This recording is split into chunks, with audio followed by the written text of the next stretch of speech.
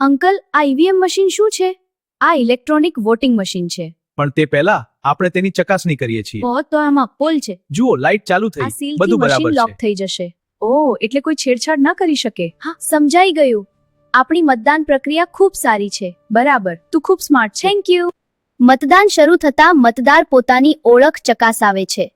ઠીક છે, ચકાસણી થઈ ગઈ. આગળ જાઓ. આભાર. મતદારની આંગળી પર અવિભાજ્ય શાહી લગાવવામાં આવે છે.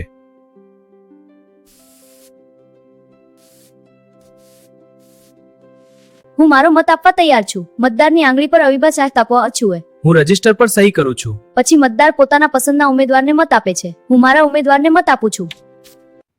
પછી મતદાર પોતાના પસંદના ઉમેદવારને મત આપે છે.